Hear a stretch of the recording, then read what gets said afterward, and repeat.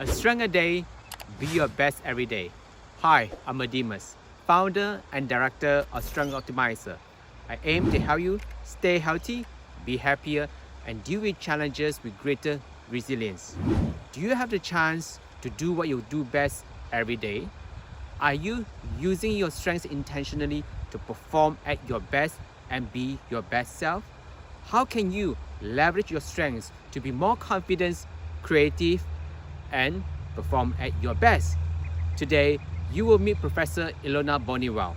Ilona will show you how you can leverage your strengths for greater success in your workplace. Thank you.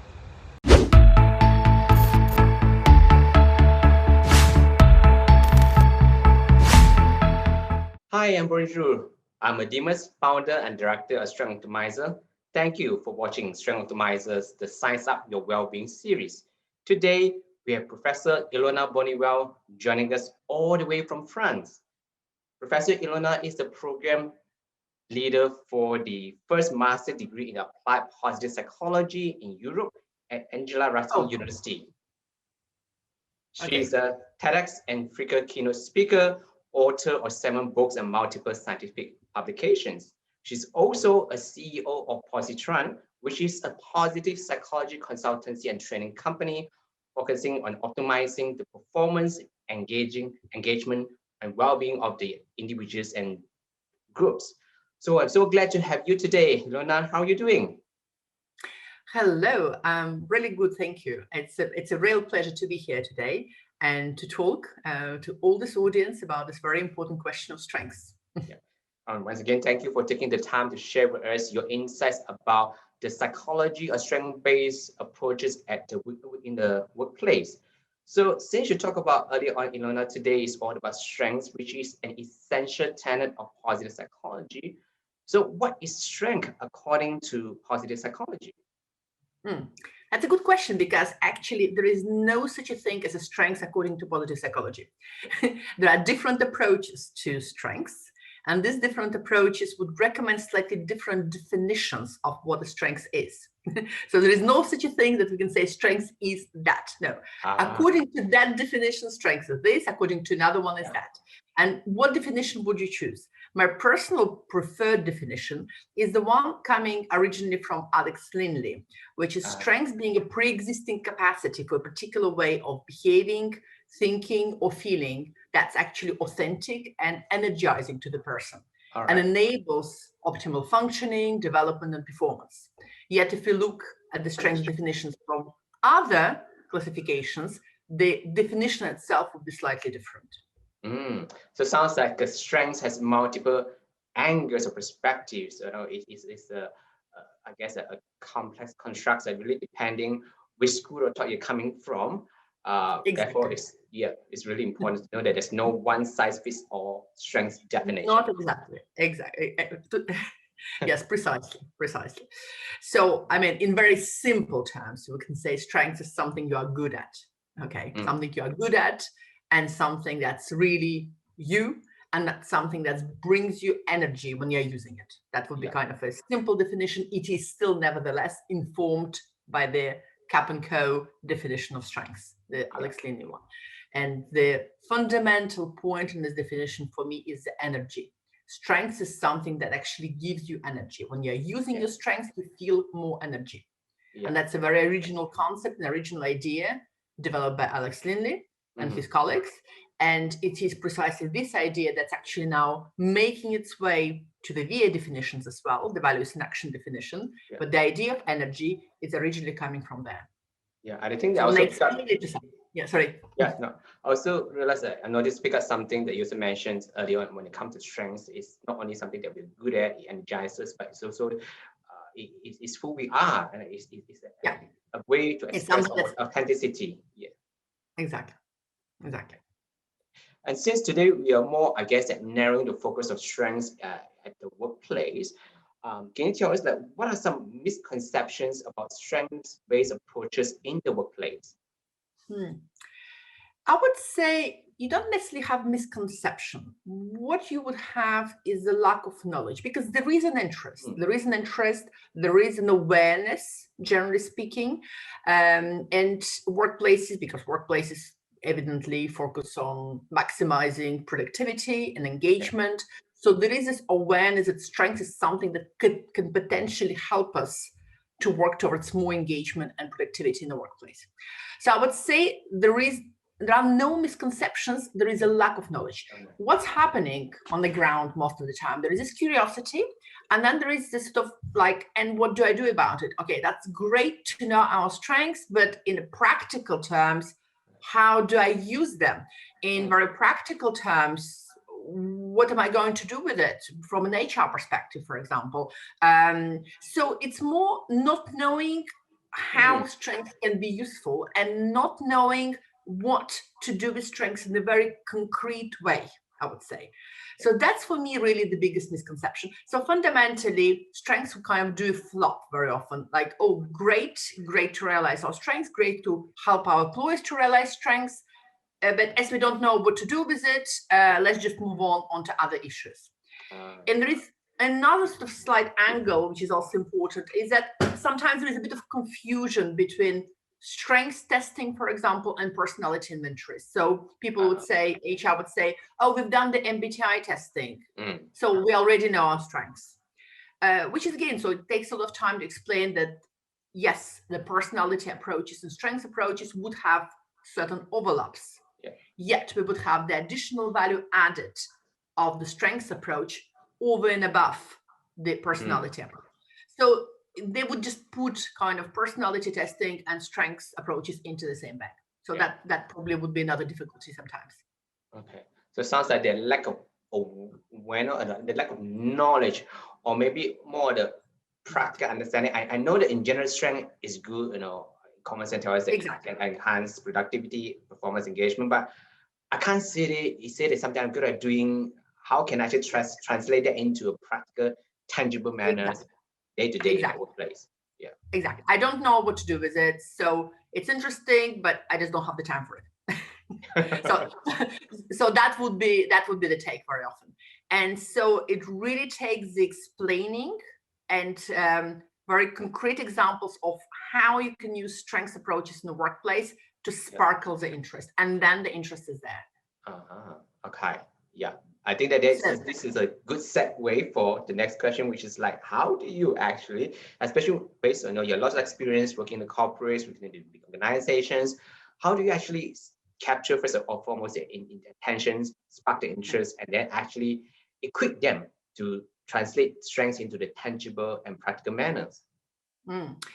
What I very often do, I would try to bring together the two worlds, the world of HR and management and their familiar sort of utilization of terminology, and the world of positive psychology and strengths, and try to bring them together. So one of my students, ex-students, and who is actually a company owner of the School of Positive Psychology, Stefan Liu, he's developed a really interesting model, which is a strengths-based employee life cycle. So that was a part of his major project for his map. So I worked on it together. And this model really helps us to communicate to the business practitioners and to help them understand how strengths are useful.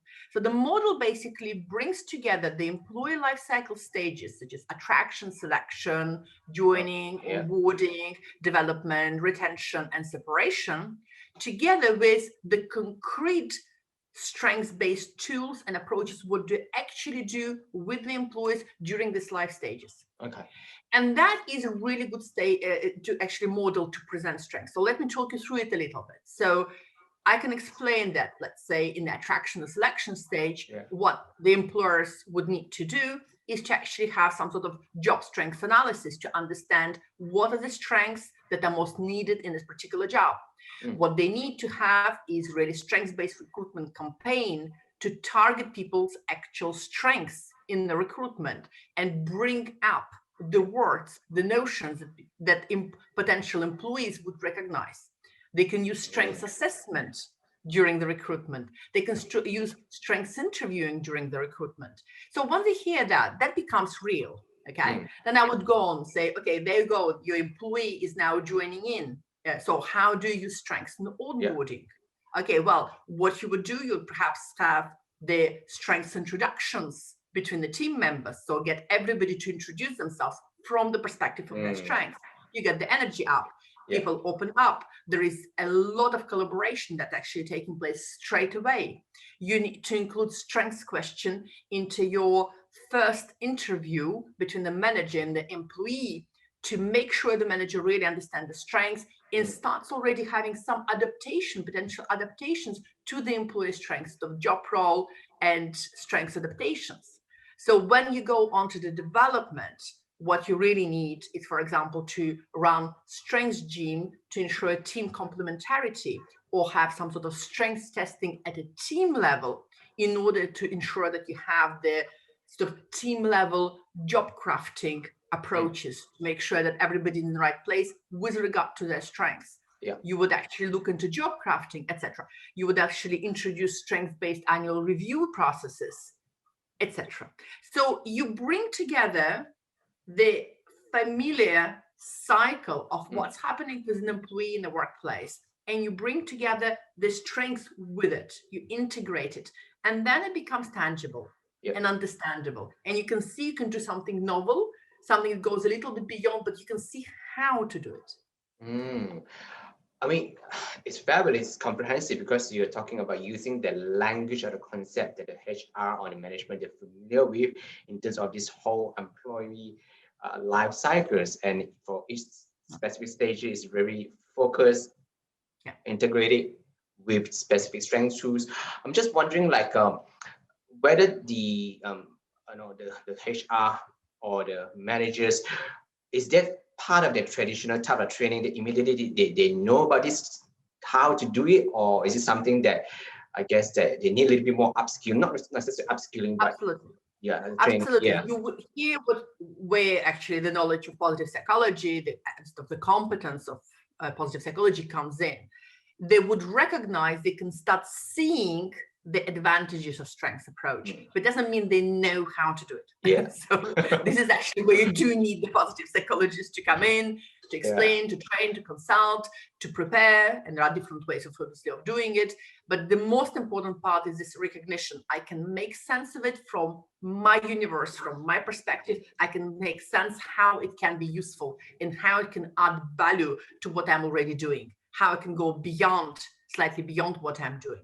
And of course, here you really do need the expertise of positive psychology to explain how would you do strengths-based job crafting, to work through how would you integrate some strengths questions into the annual review, or to consider how perhaps you would create some strengths training for the team leaders. So team leaders have the capacity to recognize and slightly change job roles, take into account employee strengths, etc. So this is where you actually do need this value added of positive psychology to make it happen. But unless you have the recognition, nothing happens. Exactly. It's awareness, recognize that yes, there is actually perhaps a better way, or more effective way of doing things. Exactly. And it's not all or nothing. It doesn't mean that what you've been doing before, it's rubbish. No, people are doing great work in workplaces. There is a lot of awareness of many approaches and currents and innovation. So it's just how can we make it a little bit better? How can we go a little bit further, given that worldwide engagement levels are quite low? What about, how do you actually respond to, I guess, some skeptics' opinion in terms of, oh, if I started introducing the strength framework in the work, whether it's performance reviews or strengths review, does it mean that I no longer can correct my employees? Does it no longer talk about mistakes or errors? I guess that, how do you respond to I guess some people would think that, look, I know strength is good, but then how do I actually have the balance in my conversation and when I'm developing my staff? Talking the strengths language does not mean there are no mistakes, does not mean that people don't have weaknesses. And by the way, I would just have to make it clear, there are different strength schools, and Some of the strength schools would talk about lower strengths. Some of the strength schools actually talk about weaknesses. I do talk about weaknesses. I actually think the knowledge of strengths in the workplace, competences in the workplace, things that you can do well but don't give us energy, kind of potential strengths where I can go towards my strengths, but also weaknesses is also very important. Very often in very concrete situations, let's say I'm giving debriefing to somebody, people recognize that the strengths are true because they recognize their weaknesses first. It's really funny. People go saying, yeah, actually it's true, I do have this weakness, therefore I'm confident that the results are real. So it's really interesting. And I think if there is a lot of trust in the workplace, and we'll talk about it separately, the notion of a weakness is also very important, because the notion of a weakness is something that allows me to say, let's say we having feedback conversation about something I did not manage to do well. It also allows me to say, actually, I am here in the zone of my weakness. I am. But knowing that I'm somewhere else in the zone of my strengths, else allows us to have a conversation of perhaps how to slightly refocus my role. So I'm not against talking about weaknesses at all. I think weaknesses are very useful, and it's really useful for everybody to be conscious of what our weaknesses are and how to rebalance more of what we do towards our strengths. So for example, in my team, my employees can tell me, listen, I know you would like me to work on that and that, but really, I'm here in the zone of my weakness because creativity is really not my thing. So when I'm stuck in front of the screen, trying to put words on the sort of pretty picture that I don't feel, don't like, I don't want to think about, you know what? I don't think I'm going to be very productive. So it actually gives people confidence to say where they can be really great and where, I mean, you can obviously develop your weaknesses, but you're just going to invest so much time and effort in developing them that overall productivity is going to be lost. Yeah. And so glad to hear, you actually put both strengths and weaknesses at the forefront, because based on my experience, some school of thought or some company, they were just saying that, look, talking about weaknesses is something that is going to bring down the morale, or therefore we always only talk about the good things, which again, we talk about the trust component is so critical. If there's enough trust, or what we call a psychological trust, where people can feel honest and vulnerable to say, I'm sharing this with you, be vulnerable, is because I want to grow, and when I grow, the whole team grows as well. So there's another important ingredient talking about. Yes, I mean, the trust is a really important component, because if the trust is not there, the conversation about weaknesses is very difficult to have, is also almost impossible to have, actually, because people will not share them, they will hide them, they will avoid talking about them, and will say, yes, I will develop them. And so actually that conversation becomes absolutely meaningless. So trust here is the absolute prerequisite. Psychological trust is a prerequisite of doing really good strengths work.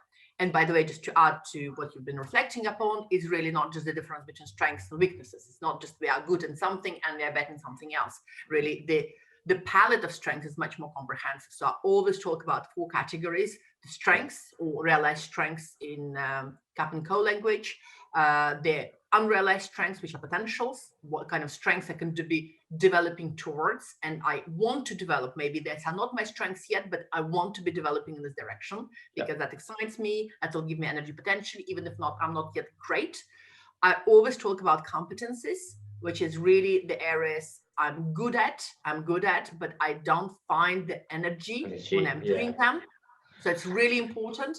And we talk about weaknesses. So these 4 categories are really quite important. So it's not just strengths, weaknesses. You are either not good or not good. There are gray areas in between, and these gray areas are different, have different qualities. And a lot of conversations in the workplace is actually there are less about refocusing people away from their weaknesses. They're far more often about refocusing people away from overusing their competencies. So the most frequent intervention is, how do I use my strengths more, and how do I use my competences slightly less? Because competences is what we are good at. So people come to you and keep asking for the same thing because you're good at it. That's right. It's just you're exhausted and you hate your job afterwards because you're fed up. Yeah. You don't find the energy in using, but you know you're good at it. But because you're not finding energy in using this competence, which is the very definition of competence, this is actually what's leading very often to disengagement. Yeah. And therefore, it's so important not only to know, but to apply things that we get good at doing, but also things that actually energize us rather than draining us. Exactly. Exactly. So I guess that with these 4 quadrants from memory, correct me if I'm wrong, it's part of one of the strengths framework called the strengths profile. Right? Yes, it's actually the original framework is coming from the strengths profile, which is the instrument that changed names over the years. So it was used to be called personality strengths, then became it was called R2. Then now it's called strengths profile. So it's kind of there is evolution in names for the very same movement. It's coming originally from Alex Linley. And I do use this particular framework a lot, even though I do tend to use other words when I introduce it. So the original framework talks about realized strengths, unrealized strengths, learned behaviors, and weaknesses. I tend to use strengths, potentials, competences, and weaknesses, because this is people tend to understand that better. It is informed by that original framework, which I think is really useful in the workplace. Yeah. Okay, great. I also understand that apart from the strengths profile, there are also other, I guess, that strengths frameworks such as the Clifton strengths, as well as the obviously the VIA character strengths. I just wonder whether you can give us an overview in terms of the similarity and differences between these 3 strength frameworks for our listeners. I can talk you through a little bit, yes, because by the way, I do want to say that I really do appreciate the differences between these approaches. And there is something that I like in all of them, and there is something I dislike in all of them. So personally, but I really, really appreciate that they exist, because in different circumstances, I would use different approaches. So let me talk you through them a little bit. And obviously, I will give you my take. It is a personal take based on a lot of experience, I would say, but it is still a personal perspective as to what are the strongest points, the weakest points, I would say. So the VIA character strengths approach is the sort of, I would say, the original positive psychology approach. We are measuring 24 character strengths, and fundamentally the strengths that we are measuring are values. There's a strengths that are also recognized as values. So we are kind of limiting ourselves to the subset of strengths, which are, we are calling them universally recognized, because at the same time, these are things that we really appreciate, and fundamentally these strengths are values. And there are different definitions and distinguished strengths from talents in this particular definition. And the advantages of this classification, I would say that first of all, it is easily recognizable around the world. It has a lot of research, so it's the classification that really most invested in research, which is really great. And it has a free profile as well. So people go, even if they don't have any resources, they can go online and complete it and have their initial profile for free, which is fantastic, okay? The disadvantages for me, I would say, in the workplace, it's wishy-washy. So in the actual workplace, sorry, I'm using quite strong language. In some workplaces, there is a positive recognition of this classification. And I would say these are workplaces which are either educational workplaces, healthcare, social work, local government work. There is a lot of appreciation for this particular classification, because the strengths are precisely also the values that guide people to come to these particular workplaces and work in this context. Saying that, in the more business world, the recognition is not immediate. People look at it and say, yeah, and they don't see the actionable points. And it's kind of nice to have nice cards on the wall, if you like, but they don't actually see how they can translate it to business performance. So in the business, in the industry sector, let's say I'm working with somebody from a nuclear power plant, or if I'm working with logistics company, I would not bring VIA strengths. So, because in the sort of more hardy business world, they are not necessarily recognized. Yeah. They're not recognized as useful. Okay, so that would be my limits for the VIA character strengths. Clifton strengths, the advantages are, so Clifton strengths basically, again, this is a classification that uses 34 themes of strengths to measure strengths. And the biggest advantage, I would say, of this classification, that it is the first classification out there. So it's not the VIA that was the first, it's really the Clifton strengths, the Gallup classification that came there first, came to be first. It was the original idea really coming from Gallup researchers. And I really appreciate them being the first. And very differently from the VIA, it's very much work-oriented. So it's talking and using very concrete business actionable terms. And so it is much more easily recognized in the business and the work domain globally. Okay, the disadvantages. So advantages is again translated into quite a few languages nowadays, and it's been used around the globe in the business sector specifically. And in almost all the biggest arguments we would have for why strengths are important work, they actually come from their research originally. All right. Yeah. The disadvantages of this classification for me are some of the terminology that is being used. So people struggle with some words. They don't recognize them, like intellection, for example, or maximizer. And people just go like, oh, what's that? Like, can't you say thinking, or improvement? So there is a lack of recognition of terminology sometimes, even though there are some complex words like woo, more unusual ones, which I do love because I can't find any other equivalent of it. So woo is good. Okay. And sometimes it's perceived as a bit too American, kind of go and get it, strengths classification. Yeah. And some of the fluffier parts are missing, I would say. So, and then you have the strengths profile, which is the British-born strengths classification coming from Alex Lindy.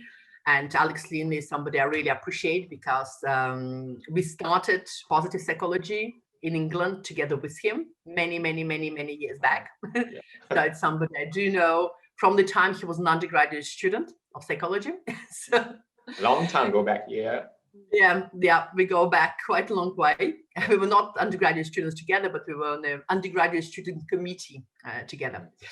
And it's probably my favorite classification so far. It has the largest number of strengths, 60 strengths. It has been tested a lot in the world of work and not only work as well. And I think the biggest advantages, what I most appreciate about this classification is that the notion of energy as a defining feature of strengths is coming from here. It's now been used by other classifications as well to describe a strengths, but the origins come from this particular classification. The model distinguishing between realized strengths, unrealized strengths, learned behaviors and weaknesses is coming from there. And this is a model I find extremely useful in the workplace. So these are for me huge advantages. Perhaps the disadvantages are a few too many strengths, kind of 60, you're getting quite a lot. People are getting a bit lost, even though I do like the larger numbers, I would say. We'll talk about it. Yeah, but still quite a lot. And a couple of notions, couple of essential strengths are lost from the classification, like beauty, which I really do miss when I use this classification. And the test results, I would say, are very sensitive and sometimes would need to be corrected. So if the person who is completing their particular test has not been very careful with all the questions, they might end up with their strengths being in a learned behaviors quadrant, or with one of their strengths being in potential quadrant. And it actually takes quite a lot of coaching sometimes and talking through the results to help the person find what they are. So because the test is extremely sensitive, I would say, to like one or two slightly wrong answers may sort of end up with looking for my best strengths somewhere out there, not quite finding them. So as I would say, the strengths result really need to be debriefed, I would say, in this particular case. So that would be my take on the 3 existing classifications. But to kind of to go one step further, for the past now, I would say 7 years, I've been working with my own one as well, which actually developed, it's called Positran strengths cards, but it's actually a classification itself, which has been developed on the basis of the comparison between the 3 existing classifications, looking for the themes and the strengths that really come strongly from all 3 of them, in making sure there are no repetitions. So I'm actually working on, in my daily practice, with 50 strengths, not 60, but 50, with Positran strengths cards. The test that we use is a quite unusual test in the psychological domain, because it's actually not a test that asks you a question, but a test that enables you to choose the cards and go back, having thought about it, and choose the cards again, and actually enables you the long process to get to the point where you are comfortable that what your strengths are, what your competencies are, what your potentials are, and what your weaknesses are. So it's a strength that lets people, that actually allows people to be in control. It's not a test that tells you who you are, but it's a test that allows you to discover who you are through reiteration. So a lot of reflective process. It is a far more like a reflective process, using also functions like the positive 360. So you ask, you actually send the strengths link to your friends, family, colleagues, get them to choose your strength for you. Then you compare the results between what you think about yourself and what other people think about yourself. And on the basis of that, you may or may not choose to make some adjustments to your own profile. Why I think it's so important is because, again, from practice, strengths is not something I just recognize in 5 minutes. We don't think about strengths. We don't know about strengths. We don't know about the potential array of strengths. So it actually takes time to understand what a strength is, to think about it, to reflect on it. And so it is a process. I think the strengths identification is a really powerful process, but it is a long process. It's not a 20 minutes process. It's something that takes time. And yet it is very important to eventually get to the point of understanding what your major strengths are in order to deploy them later. But it is a long process, not a quick fix. So to clarify this, I guess the frameworks, yours is called Positrans, and it's using a series of strength cards. Strength cards, and that's a physical version, and there is an electronic version, obviously. 50 strengths you mentioned, if I hear you correctly. 50 strengths. 50 strengths, Right. And we tried really to use much simpler words to describe strengths as well. So words that people recognize immediately, which is also very important. Because if you want people to adhere to the fact that they have a strength, if they can't understand the word itself, you lost them. So I think the language shapes reality and experience. So finding a relevant language or words that people can relate and echo, they immediately can build bridge and awareness and understanding. Exactly. Beautiful. So hopefully that was not too complicated. No, I guess that, I mean, the strength frameworks itself is, from experience, they can be complicated, but you have given us such a concise explanation and a quick overviews in terms of obviously their advantages and so-called their limitation. And my takeaway from this conversation is that at the end of the day, it's about the context, in the sense that there are multiple strengths definition, multiple strengths frameworks. They all have their own, again, strengths and limitations, but it is the context that matters, and knowing the how, when to adapt it and use it in various contexts with different people. Exactly. In different contexts, I would use different classifications. I would use different approaches. Absolutely. So if I'm standing in front of school teachers, I would not talk about anything else apart from there. Okay. If I have 2 days or 1 day to get people really engaged in the strengths process in the industry somewhere, I'll probably go for Gallup. For the Clifton strengths. If I have slightly longer time and I still need to use really testing, I would say I'll probably go for for the strengths profile. And if I have really the possibility to work at a team level, to facilitate job crafting at a team level, allow people a bit of time to work on their strengths, so more continuous process, integrate coaching, for example, into strength discovery, I would use Positran.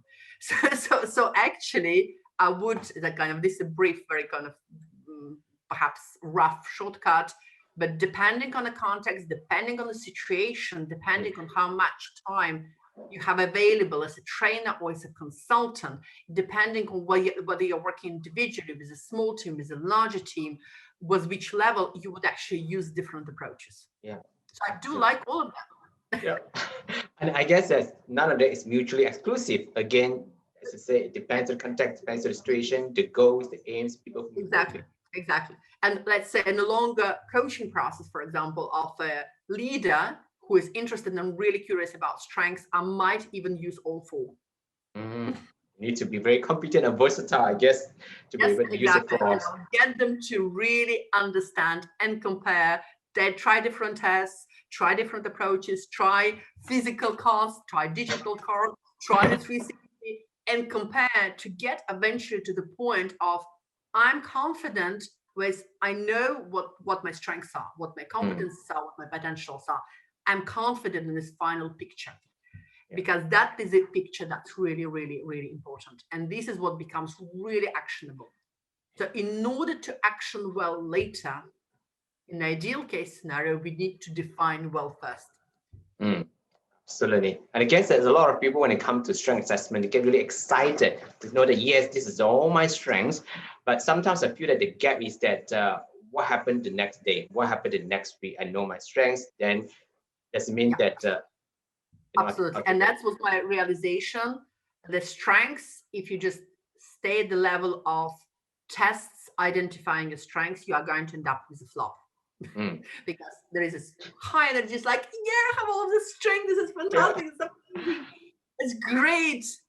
And what's next? What do you do? That's right. What do you do with it? Yeah. And first of all, there is a bit of ego flattering, kind of, look, I'm great. I'm awesome. I'm the most amazing person in the world right now. Exactly. Am I not amazing here? Yeah. And so there's a bit of ego flattering part that exists, which actually also prevents you from really exploring, are these really my strengths? Is there something else?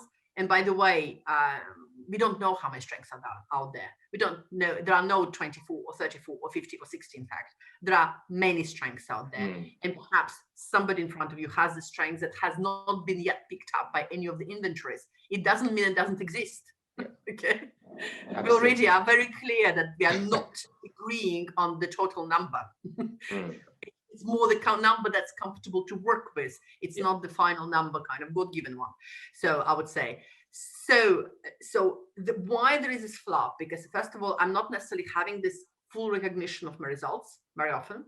And the real flop becomes like, and so what? What do I do with it?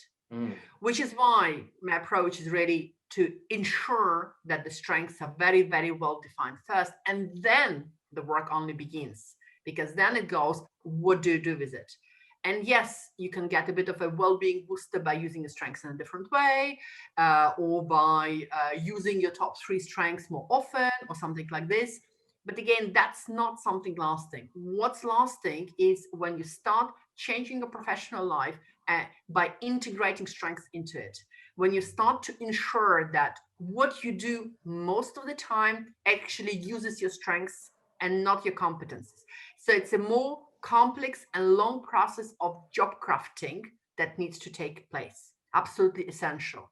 Job crafting meaning is me and my job have a really, really, really, really, really good fit, basically. And alignment. And the alignment is really great. And the better the alignment is, the better is your well-being, engagement, and final performance.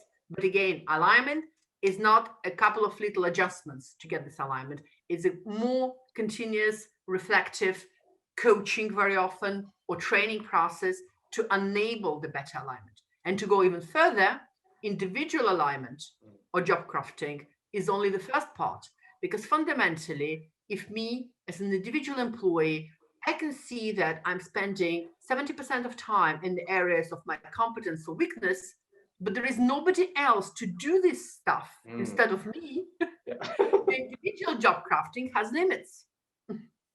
Because I can say, listen, it's not my strength, but who will do it? Yes, right. So the most powerful, I would say, form of really using strengths in work is to progress from individual job crafting to team level based job crafting.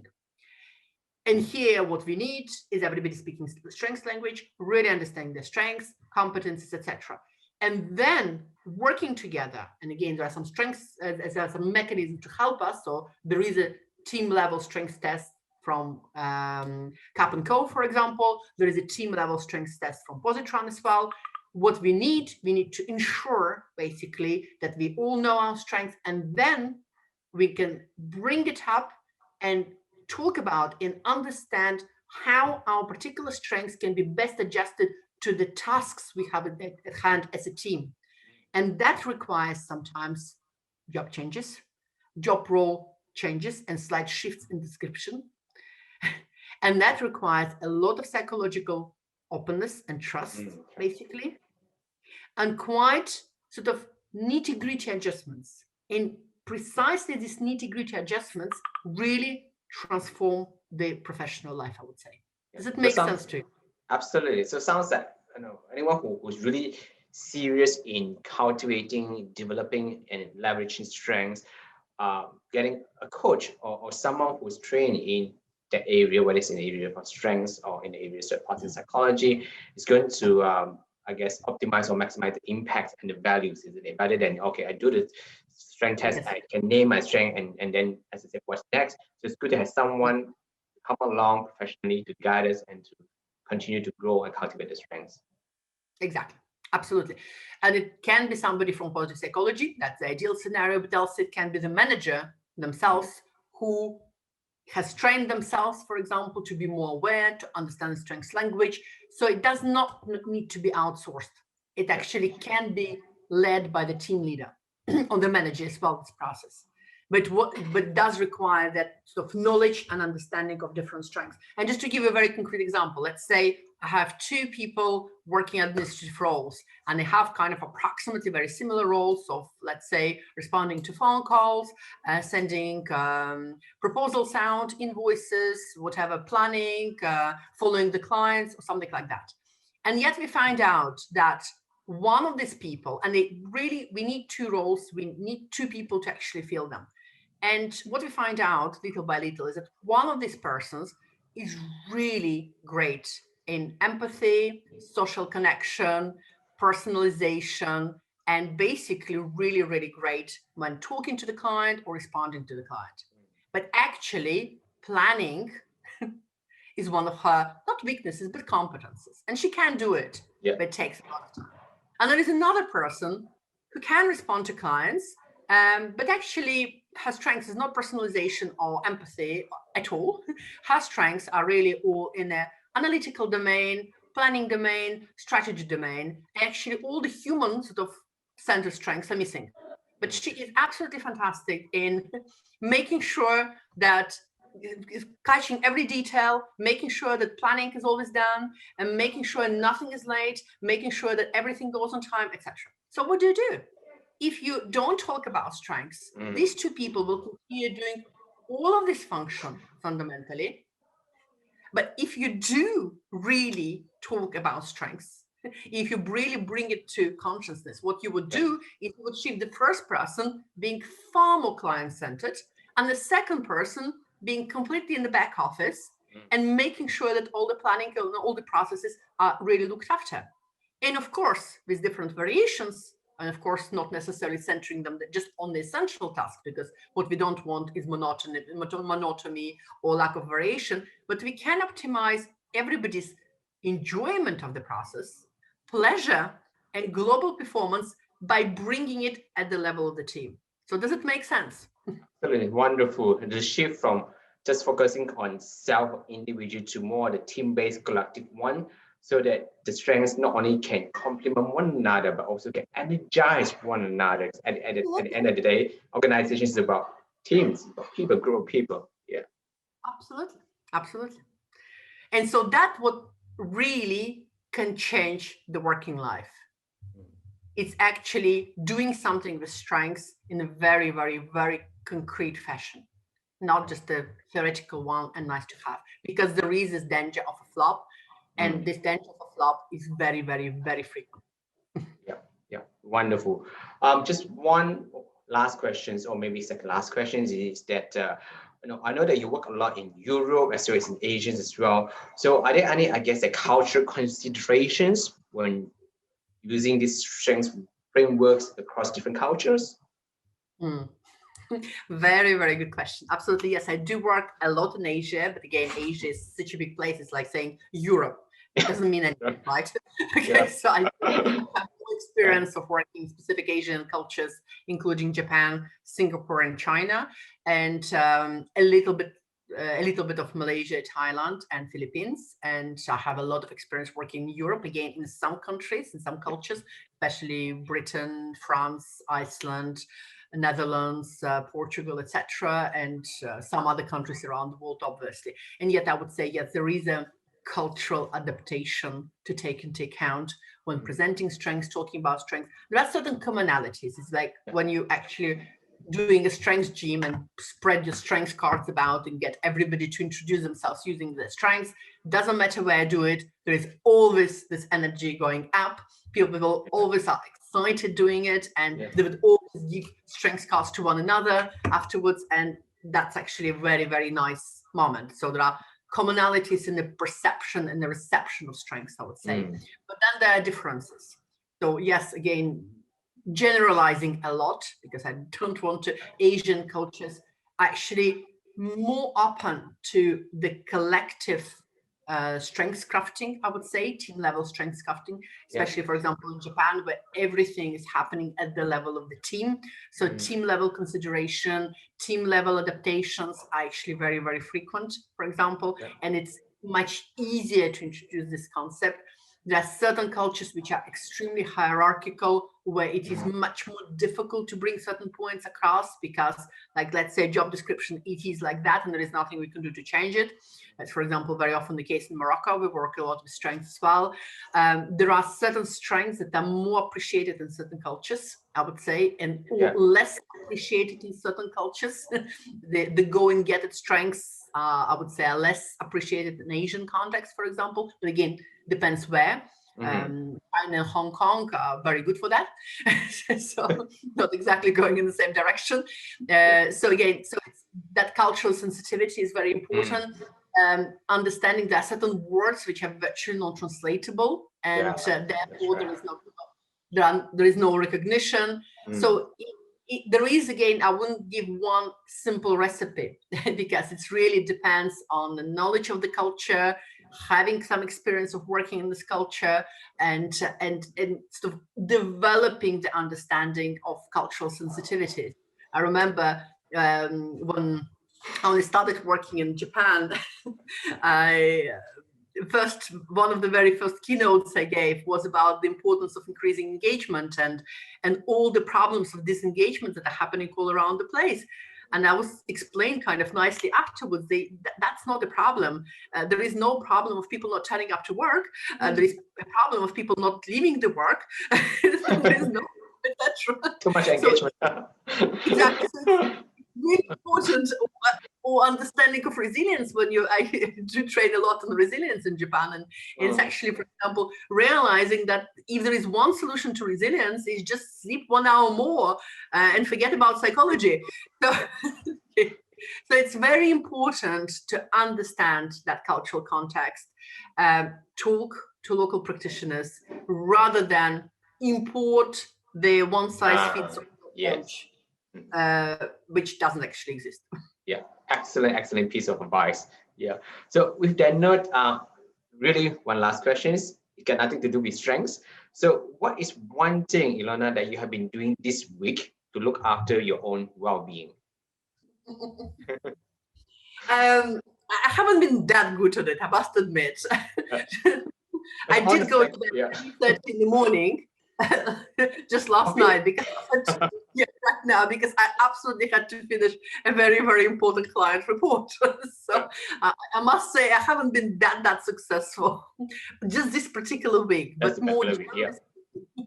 more generally speaking, I would say ever since the beginning, especially of the COVID pandemics, I've been really trying to center myself far more on my own strengths.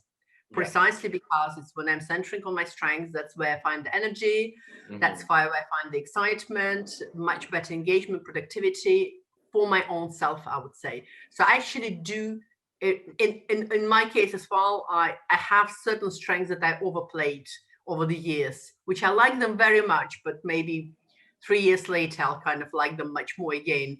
So I'm actually trying to center myself on strengths, on my best strengths, which are not overplayed, which would be creativity, learning, curiosity, beauty, strategy, improvement. And so I've been doing, in practice, I've been doing a lot of development of things that excite me, like new models and new tools and new interventions, which is something I like probably doing most. Excellent. I do appreciate your honesty, Ilona. I guess that when they talk about well-being, sometimes people may have this concept that and I have to have high level of well-being all the time, but we understand that it does ebbs and flows. We can experience, I guess, that fluctuating emotional challenges, especially, I guess, globally with this COVID, with the pandemic. People do feel fatigue and resources and sometimes uncertain and fear as well. And just again, giving ourselves that level of permission and compassion to say that, hey, it's okay that I do not feel well for this particular moment, but I do have the toolbox, so to speak, of people whom I can actually confide into to help me to get back to the well-being level that I want to. I guess that that's important acknowledgement as well. So thank you for your honesty. You're very welcome. Yeah, well, I'm afraid that that's all the time that we have for today. Once again, really appreciate your time, Ilona, to speak to us. And of course, if you want to engage Ilona's expertise in helping individuals and organizations to achieve positive transformation through scientific and practical positive psychology, make sure you visit her website. It's called www.positran.eu. That is POSITRAN. So www.positran.eu. So thank you for watching. I'm Adimus from Strength Optimizers. We are here to become the best in you through optimizing your strengths. Have a fantastic and wonderful day, everyone. Ciao and goodbye. Okay, bye everyone. That was lovely to meet you.